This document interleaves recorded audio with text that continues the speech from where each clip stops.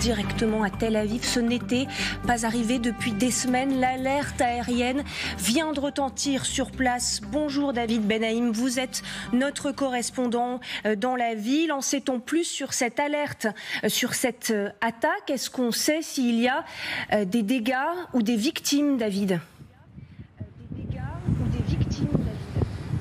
On sait qu'il y a entre 10 et 12 roquettes qui ont été lancées depuis Rafah. On a pu voir des images qui partaient de la région, donc du sud de la bande de Gaza, en direction de Tel Aviv, en direction du centre du pays. C'était pas arrivé depuis depuis 4 mois. Et en effet, les Israéliens de cette région ont reçu une alerte sur leur téléphone pour aller se réfugier dans les abris.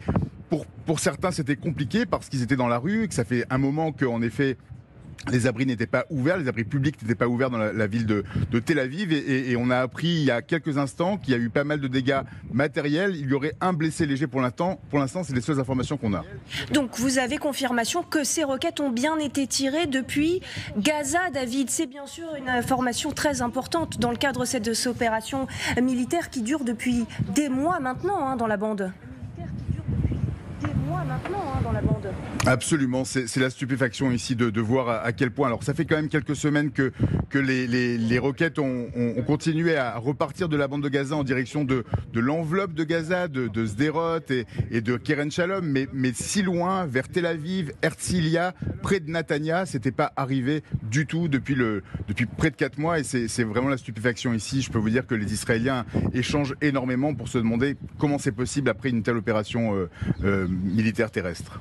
On imagine que l'interrogation vient aussi sur cet effet de surprise qui semble avoir saisi la ville de Tel Aviv. Est-ce que vous savez si justement cette attaque a pris tout le monde de court, y compris les autorités, parce que ça semble être le cas de ce que vous nous décrivez? Alors, pas vraiment, parce qu'ici, tout le monde est sur ses gardes depuis le 7 octobre et même avant. Les Israéliens, les gens de Tel Aviv, de la région, sont tous habitués à ce qu'il y ait des alertes sur leur téléphone, à entendre les sirènes sur la ville et à aller se réfugier dans les abris. Donc, c'est vrai que ça s'était calmé depuis 4 mois. Il faut savoir que Israël est continuellement la cible de roquettes en provenance du nord, du Hezbollah. Tous les jours. À peu près une vingtaine de % du territoire a été déserté de ses habitants. Au sud, autour de la bande de Gaza et au nord, au sud du Liban et de la région de Methoula, les Israéliens ne peuvent plus y habiter. Donc il y a une habitude quand même de recevoir les alertes pour les régions qui ne sont pas de Tel Aviv, mais de Tel Aviv, ça faisait en effet 4 mois que c'était pas arrivé. C'est vrai que ma question, David, portait aussi et surtout sur les autorités. Est-ce qu'elles ont été prises au dépourvu aujourd'hui avec cette attaque? C'est assez tôt pour le dire, ça fait 20 minutes que ça s'est passé, donc pour l'instant il n'y a pas eu d'annonce officielle de la part du gouvernement par rapport à ce qui vient de se passer. En effet, c'est cette douzaine de roquettes en provenance de la bande de Gaza, apparemment de la région de Rafah. On a vu des images qui sortent où on voit les missiles sortir de la région de Rafah. Pour l'instant, il n'y a pas du tout d'annonce de la part du gouvernement sur la raison pour laquelle le Hamas arrive encore à avoir cette possibilité de tirer des roquettes sur le centre du pays. David, que dire sur le timing de cette attaque? On sait que les discussions sur un cessez-le-feu doivent reprendre. Et d'ailleurs, elles ont partiellement déjà repris à Paris. En effet, c'est ce qui devait se passer aujourd'hui sous l'égide de l'Égypte et du Qatar. Les négociations devaient reprendre entre Israël et le Hamas pour un cessez-le-feu et la libération des otages. C'est très fragile, encore une fois, et ça tombe également au surlendemain de l'annonce de cette décision très controversée de la Cour internationale de justice, qui est très mal interprétée, apparemment, qui pourrait demander l'arrêt des combats immédiats à Rafah avec une certaine condition. Donc il y a beaucoup de discussions ici en Israël sur la réalité de cette demande de la Cour internationale de justice, mais le fait que ces roquettes partent en provenance de Rafah, ça va jouer quelque part en faveur d'Israël. Merci beaucoup David, on reviendra bien sûr vous voir au fur et à mesure que les informations continuent de tomber sur cet événement. Donc tir de roquettes depuis la bande de Gaza sur la ville de Tel Aviv et manifestement des dégâts matériels et même au moins un blessé. On développera tout ça bien sûr avec vous pour commenter cette information importante. Nous sommes avec le colonel Jean-Luc Lefebvre, bonjour à vous, ancien directeur des études à l'école de guerre, ancien colonel de l'armée de l'air, auteur de Comprendre la guerre en Ukraine. Marc Semo avec nous, bonjour Marc, journaliste spécialisé dans les questions internationales, collaborateur au Monde et à Challenge.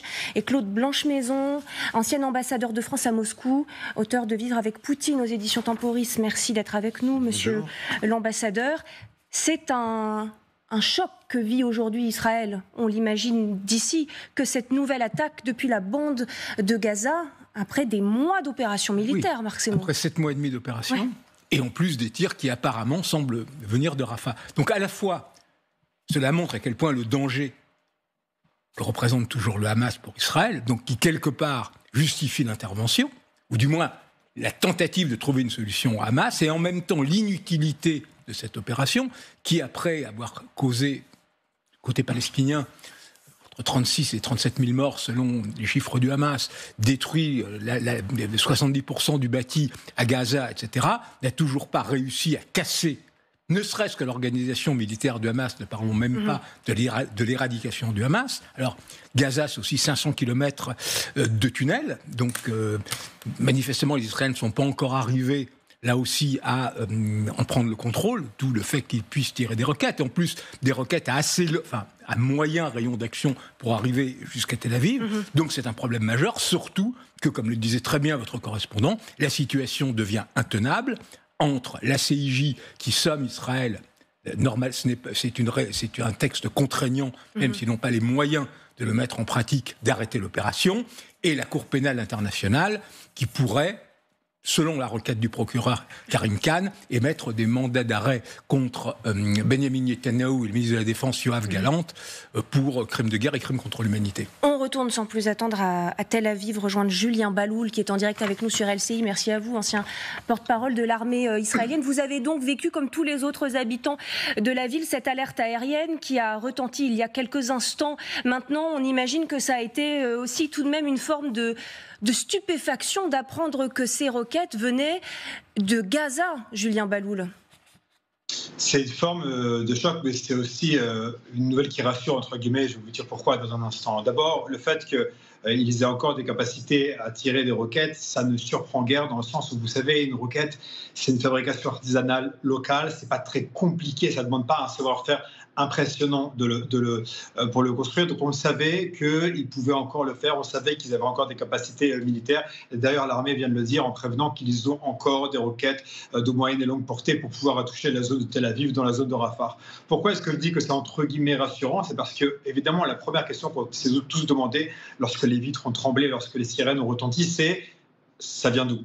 Qui est-ce qui a tiré? Est-ce que c'est le Hezbollah ou est-ce que c'est le Hamas? Parce que s'il y a un tir qui vient du Hezbollah depuis le nord, donc depuis le Liban vers le centre d'Israël, c'est la guerre totale dans la région entre Israël et le Liban. Si ça vient de la bande de Gaza, c'est déjà la guerre qui est en cours. Donc ça veut dire qu'un nouveau front n'a pas été ouvert, même s'il y a des bombardements sur le nord d'Israël tous les jours. Je veux dire qu'il n'y a pas une guerre complète régionale qui a été lancée. Donc d'un côté, c'était un choc.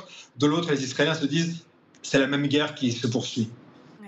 Est-ce que ça montre aussi, d'une certaine façon, comme le soulignait Marc Seymour, une forme d'échec pour l'armée israélienne après près de 8 mois d'intervention, que le Hamas soit toujours en capacité de tirer ce type de roquettes directement sur la ville de Tel Aviv?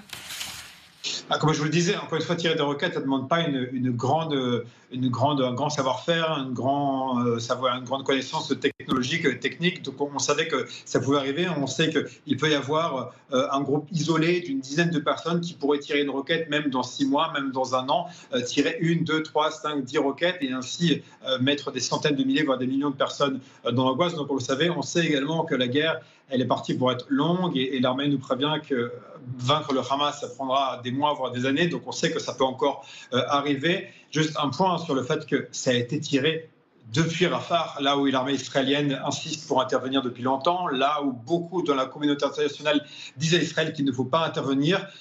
Vous imaginez que beaucoup en Israël ne comprenaient pas pourquoi on devait empêcher l'armée israélienne d'intervenir à Rafah, là où se trouvent a priori les otages et là où se trouvent les derniers bastions du Hamas. Et bien après ces derniers tirs de roquettes, dans l'opinion publique israélienne, il est clair et évident que tout le monde est pour une intervention à Rafah et ne refuse les condamnations internationales. Donc pour vous, ça n'est pas un indice, un signe que l'opération militaire de toute façon ne résoudra pas le problème et n'éteindra pas la menace que représente le Hamas dans la bande de Gaza pour Israël?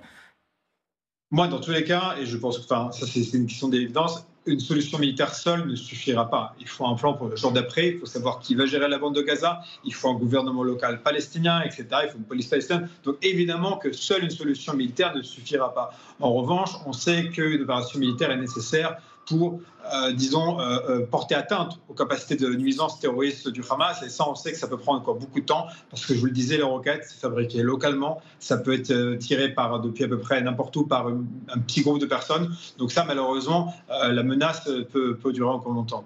Elle est nécessaire, vous le dites, Julien Baloud, cette intervention. Elle est aussi compliquée par le fait que des civils ont été déplacés en nombre. On parle de plus d'1 million de réfugiés qui avaient trouvé donc abri dans cette ville de Rafah, qui ont été à nouveau déplacés pour la plupart. Est-ce qu'en déplaçant le problème systématiquement, en réalité, on s'interdit toute résolution à long terme aujourd'hui du problème dans la bande de Gaza ?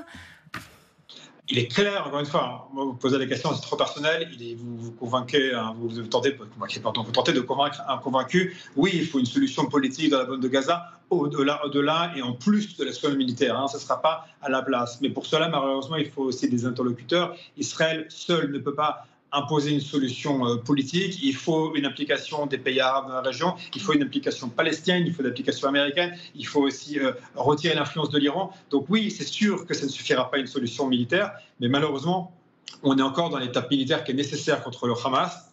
En revanche, après, 1000 fois oui, il faudra une implication politique, parce que il ne pourra pas rester dans cette situation indéfiniment. Il faudra bien qu'il y ait un gouvernement local qui soit certains proposaient, vous savez, une solution temporaire de transition avec des forces arabes, de plusieurs pays arabes qui viendraient aider à la constitution d'une force palestinienne locale, puis d'un gouvernement, une administration palestinienne locale qui ne soit pas le Hamas. Il faut que le Hamas perde le pouvoir, il faut que le Hamas ne gère plus la population, il faut que l'Iran ne soit plus la source d'influence dans la bande de Gaza. Il y a encore beaucoup de choses à faire, malheureusement. Merci beaucoup Julien Baloud d'avoir été en direct avec nous, et on retrouve également en direct David Benaïm, notre correspondant sur place, pour un nouveau bilan de cette attaque qui a donc pris les habitants de Tel Aviv et Israël manifestement par surprise, et qui est un choc aussi dans la ville et dans le pays, puisque vous avez confirmation de cela, David Benaïm. Ces roquettes ont bien été tirées de la bande de Gaza et même plus précisément de Rafah, c'est bien cela ?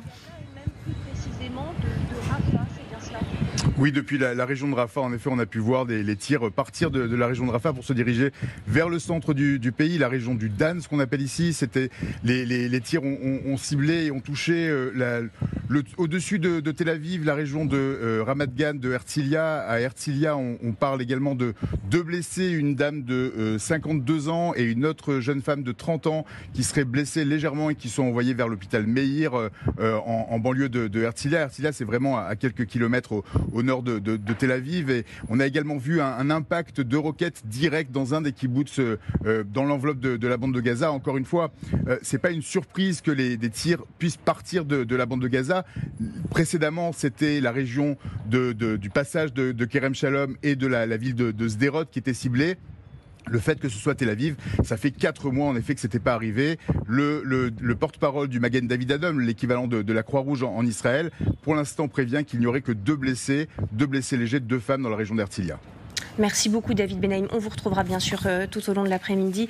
Claude Blanche-Maison, c'est une situation délicate aujourd'hui pour Israël qui mène cette opération depuis des mois et qui se retrouve pas tout à fait au point de départ, mais toujours visé par ces roquettes du Hamas. Oui, mais comme vous l'avez dit tout à l'heure, il y a des négociations pour un cessez-le-feu qui commencent, qui sont en cours, qui se développent, y compris à Paris. Et ce qu'on peut dire, je crois, c'est que les auteurs de ces tirs d'une douzaine de missiles vers Tel Aviv, ce sont des gens qui sont hostiles à cette trêve, ou qui en tout cas veulent faire monter les enchères. Alors il y a 2 hypothèses, ou bien c'est le Hamas en tant que tel qui veut faire monter les enchères, ou bien c'est ce que je crois plutôt, c'est une branche du Hamas, la plus dure, qui a pris cette initiative de taper sur Tel Aviv aujourd'hui pour justement détruire la possibilité, l'hypothèse d'un cessez-le-feu. Des 2 côtés, il y en a qui ne veulent pas d'un accord, que ce soit côté israélien et côté palestinien. Colonel, est-ce que ça va être utilisé aussi comme une justification pour une intervention à Rafah? Aujourd'hui, Israël y va, mais il va modérément parce que les États-Unis l'ont dit à plusieurs reprises. Ils ne veulent pas qu'elle ait lieu. Oui, alors moi j'irais plus loin que M. Blanche-Maison. Je trouve que c'est totalement irresponsable de la part de membres du Hamas d'avoir fait ça. Parce que on a une période où le monde entier est conscient, s'interroge de la situation humanitaire dans la bande de Gaza, a beaucoup d'empathie pour les Gazaouis, oui, et fait pression sur Israël pour que Israël arrête son action. Et il suffit d'envoyer quelques projectiles sur Tel Aviv pour que Israël, le gouvernement de Netanyahou, soit convaincu qu'il faille continuer à poursuivre et à traquer les combattants du Hamas. Donc ça me paraît même irrationnel.